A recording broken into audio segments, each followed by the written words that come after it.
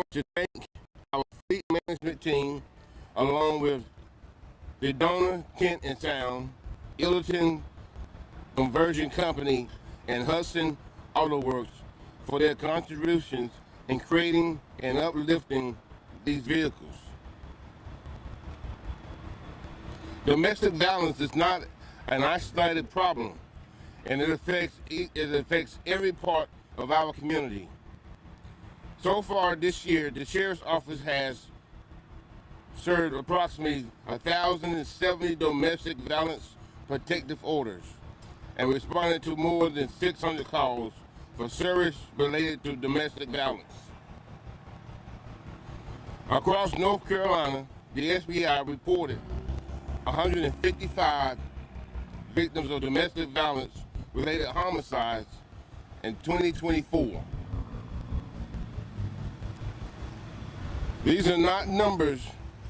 They represent families, children, and neighbors in our communities.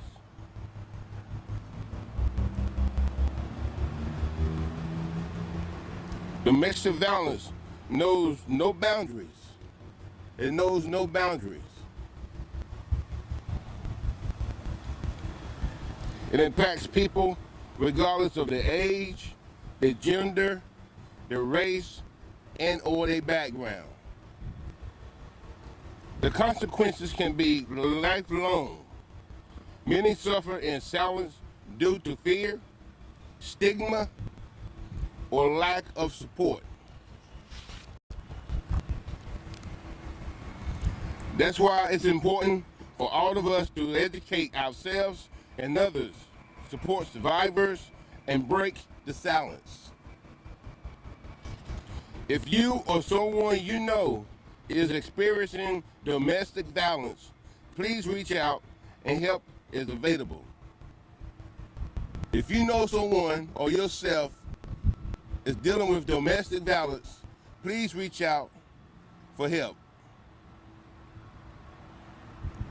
Within the Sheriff's Office, domestic violence touches every division. Our patrol deputies respond to urgent calls for help. Our detectives work to hold offenders accountable. Our detention officers see individuals connected to these incidents every day. Our bailiffs witness families seeking protection in court. And our 50B unit work closely with the Family Justice Center to provide immediate safety, resources, and hope for victims. This purple vehicle serves as a visible reminder that domestic violence impacts every corner of Guilford County and that help is available. We want victims to know you are not alone, and the Sheriff's Office is here to stand beside you.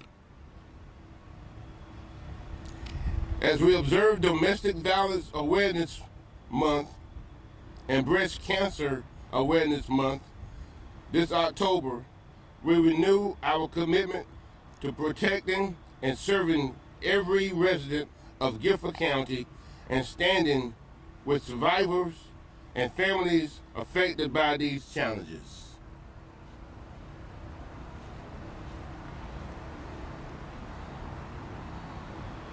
Why do you think it's so hard to talk about domestic violence? I think it's a stigma. I think from the old days, people have always told people what happens in the house stays in the house. And I think people still live by that. And what can, I guess, family members or people look for in a domestic? They can look for behavior changes in people, look at the way they're dressing, look at the way that, listen to the way they're talking, the way they their moves, watch to see how they separate themselves from family members.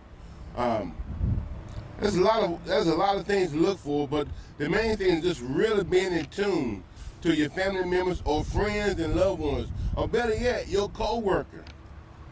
You know? And I guess, like, what's the best way to support them? The best way is to support them is to actually listen to the individual. And if they don't want to talk to you, then don't rush it or don't force it. Just kind of work yourself into them. And then the last question for me, we're talking about support from you guys, but are there any other ways to support? Are there centers or? Say it one more time. Are there like any centers for people to go to besides you guys, or how can they get other support? Well, we have the Family Justice Center, and also there's some locations throughout the county that says safe place or safe places. You know, fire departments, event centers, libraries, hospitals, faith institutions, people that you feel like you can be comfortable around, get to them. But if it is such a drastic emergency, call 911 or just get out and just holler and scream and let somebody know you need help. Okay. That it? All right. Thank you all very much. Hey, you want to take pictures with the car? You can. You want to take individual pictures with the car? We get Mike to take a picture. Okay? Is that okay? You know.